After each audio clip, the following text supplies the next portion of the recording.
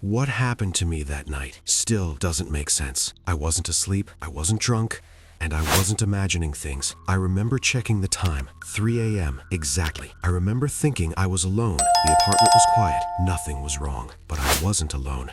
And whatever was there with me had been waiting. If you enjoy dark stories like this, subscribe to Mr. Nighttora for more. Short promise, this isn't just a scary story. This actually happened. After that night, I stopped joking about 3 a.m. because once you experience how that hour messes with your mind, you realize something. It's not just the darkness outside. Something changes inside you too. Something weakens, something opens, and fear doesn't need permission when that happens. This happened in my apartment. Nothing special about it, no creepy reputation, no rumors, no tragic backstory. Just a normal apartment in a quiet neighborhood. That night, I went to bed late, but not unusually late. I wasn't stressed, I wasn't anxious, I wasn't thinking about anything heavy. Everything felt normal. Then I woke up, suddenly. No nightmare, no loud sound, no reason. Just that strange moment when your eyes open before your mind understands why. I stayed still for a second, then slowly turned my head toward the clock. 3 a.m. exactly. I sighed quietly, thinking, great, one of those nights. I lay there staring at the ceiling, waiting to fall back asleep. The room was dark, completely silent. I was alone, at least I thought I was. Early tension, the first sound. At first, I heard a sound, very faint, so faint I almost ignored it. My brain immediately tried to explain it away. The building settling, pipes, air moving, that's what I told myself. Then I heard it again, the same sound, but slower, more deliberate, like it was being done on purpose. My heart rate picked up slightly. I didn't move, I just listened. At 3 a.m., logic doesn't work the same way. Your thoughts feel heavier, your body feels off, your fear feels sharper.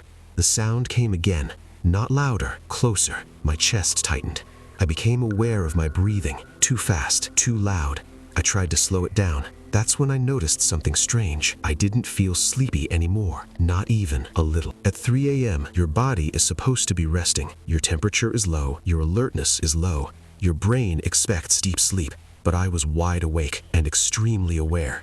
I heard movement again, not footsteps, more like someone's clothes brushing against the wall. My mouth went dry. I wanted to turn my head toward the sound, but I didn't. Something inside me said not to.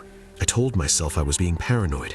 Then the sound came again, and this time I knew something. It wasn't inside the walls, it was inside the room. My heart started pounding. I could feel it in my throat.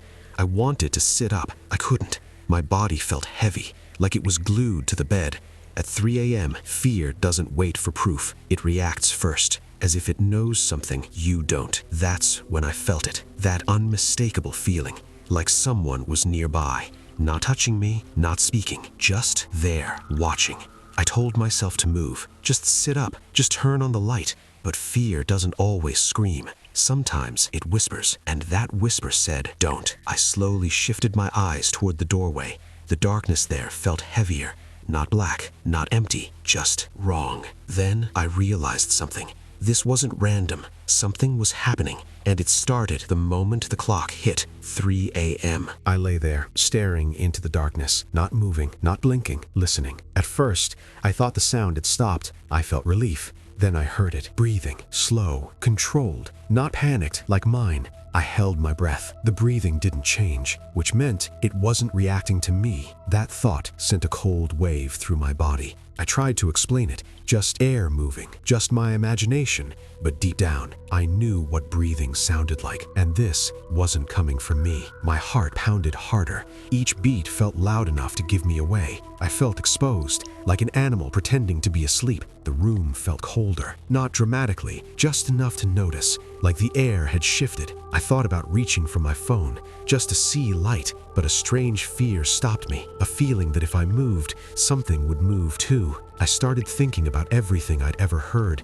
The witching hour, the devil's hour. I used to laugh at those ideas. Lying there in the dark, I wasn't laughing anymore. The breathing came closer, not louder, closer. I felt pressure on my chest, not weight, just tension. I tried to speak. Nothing came out. This is what panic feels like at 3 a.m. Not screaming, not running, just being trapped inside your own body. Then I realized something terrifying. Whatever it was, it knew exactly where I was. Time felt wrong. Seconds stretched. Thoughts felt heavy. This is what happens when you wake up in deep sleep.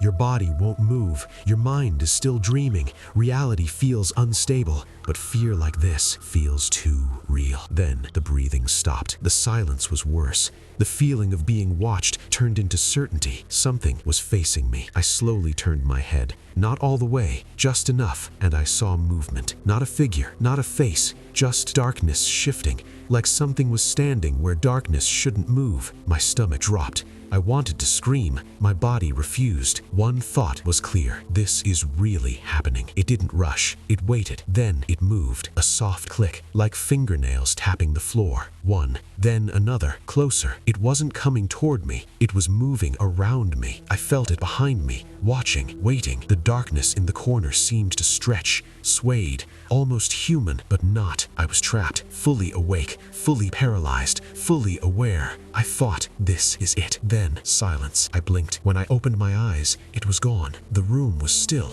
The breathing had stopped, but the feeling remained. I reached for my phone. The light felt wrong. The room looked normal, empty, but I knew something had been there, something that waited for me to notice, something that knew I was alone. Eventually, my body relaxed. Morning came. Sunlight filled the room. Nothing had changed. No marks, no explanation, but my body remembered. To this day, I don't know what was in that room. Was it real? Was it my mind? I honestly don't know. All I know is this. At 3 a.m., you are never truly alone, and I don't think anyone ever is truly alone. This was Mr. Nighttora. Subscribe for more dark stories. See you in the next story.